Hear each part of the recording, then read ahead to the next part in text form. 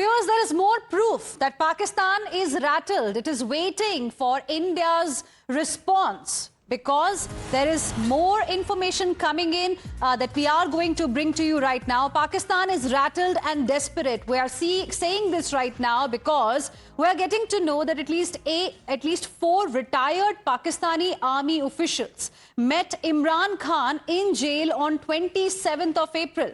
However, it is yet to be ascertained if they were speaking on behalf of the Shehbaz Sharif government. What was the conversation about? What was this meeting all about? For more, let me straight away go across to my colleague Srinjoy Chaudhary joining us on the broadcast. Srinjoy, what's cooking in Pakistan, and that too behind bars where we have Imran Khan? See, if you're under stress, you need all the help you want. So it is possible, we don't know for sure, but it is possible that this government, the Shehbaz Sharif government, wants to get Imran, rope in Imran as far as this is concerned. We don't know, but this is something that can be looked at.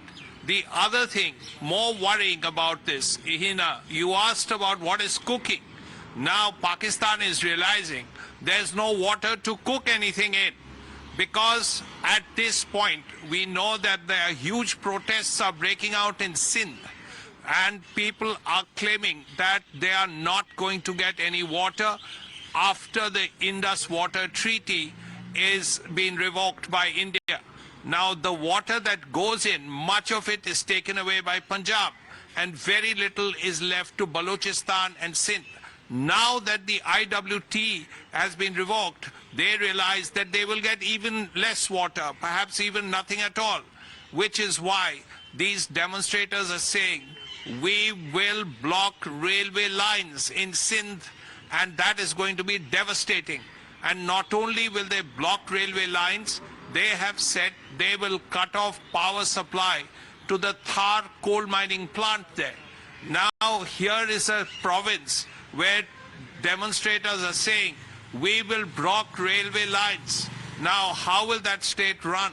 And then, if you're going to cut off power to the coal mining plant, then what happens to Pakistan's electricity? Right. These are worrying things. And then, of course, as you rightly said, this emergency reach out to Imran Khan, still languishing in jail, because Pakistan has this system. Once you become Prime Minister, you tend to go to jail. Right. Now, Imran Khan is in jail. We have to know why these 4 senior officers retired of the Pakistan military have to go risk their careers if they were doing it independently to meet Imran Khan. Well, can they really do it independently is the big question. And lack of water clearly, Srinjoy, has spooked Pakistan. Request you to stay on with us. Let's also go across to retired Lieutenant General Asit, who is joining us on the broadcast right now. Good afternoon, sir. Thank you very much for speaking with us here on Times Now. What do you make of this new development? We are getting to know that at least 4 retired Pakistani army officials met Imran Khan in jail on 27th of April. What do you make of it? Well, anything is possible in Pakistan at the moment, but not much is known at the moment. However, one thing is very clear, that Asif Munir has definitely bitten off more than he can chew. He already had a lot of problems at home, with the kind of challenges that Pak Army has been facing on its western side, both in Balochistan and Khyber Pakhtunkhwa. And the kind of popularity that Imran Khan continues to enjoy, both internally in Pakistan as well as among the diaspora. And therefore, he's probably chosen this modus operandi of diverting the attention of the whole nation by creating a crisis against India. That was one front of Pakistan which had been reasonably quiet. However, he has decided to activate that. And now it seems that he seems to have bitten off more than he can chew. And therefore, he's probably trying to, catch straws in the wind and try and make some kind of a rapprochement with Imran Khan if these 4 officers had some kind of a tacit approval by the chief. So the view that's coming in is that perhaps army is seeking truce with Imran Khan. But the question really is, what can he really do? What can the army chief of Pakistan really expect Imran Khan to do, given the current situation? A couple of days ago, sir, we also got some information wherein Nawaz Sharif was seen advising his younger brother, Shehbaz Sharif, that, he shouldn't mess with India. No, that's true. So at the moment, as I said earlier, not much is known. So it is very difficult to make out what is really happening. But one possible hypothesis is that he is trying to reach out to Imran Khan so that he can have certain amount of internal stability, while the tensions with India are handled on the other hand.